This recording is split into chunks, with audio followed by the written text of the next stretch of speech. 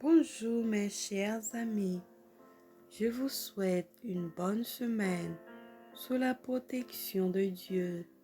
C'est la méditation du jour qui a pour titre Les saints posséderont le royaume. Les saints du Très-Haut recevront le royaume et ils posséderont le royaume éternellement, d'éternité en éternité.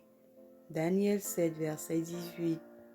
Dieu n'acceptera dans son ciel que ceux qui sont d'abord sanctifiés sur cette terre par la grâce du Christ, ceux en qui le Seigneur pourra retrouver fidèlement suivi l'exemple du Christ. Quand l'amour de Jésus est un principe qui réside dans l'âme, nous constatons que nous sommes cachés avec le Christ en Dieu.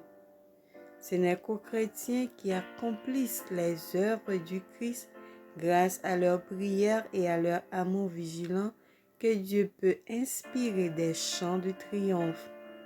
L'Éternel éprouve d'autant plus de plaisir et de satisfaction à l'égard de ses enfants qu'il discerne en eux d'une façon plus éclatante le caractère de son Fils bien-aimé.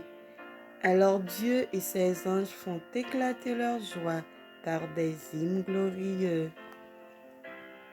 Le pécheur repentant est déclaré innocent, tandis que sa culpabilité est placée sur le Christ.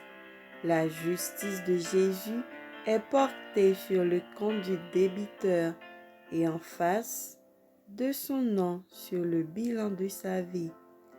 Sont inscrits les mots « pardonner, vie éternellement ». Nous sommes comme un jardin cultivé par Dieu. De même que nous prenons plaisir à travailler notre jardin, de même l'Éternel prend plaisir à cultiver le caractère de ses fils et de ses filles qui croient en lui. L'entretien d'un jardin exige un travail constant. Il faut en arracher les mauvaises herbes, y faire des plantations. Les branches d'arbres qui s'y développent trop vite doivent être émondées. Le Seigneur travaille dans son jardin de la même manière, il prend le même soin de ses plantes.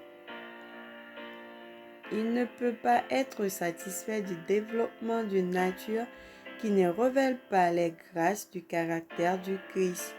Le sang de Jésus a légué à Dieu les hommes et les femmes comme un dépôt précieux. Certaines plantes sont si faibles qu'elles manifestent à peine de la vie, et c'est à l'égard de ces plantes que l'Éternel témoigne une attention toute spéciale.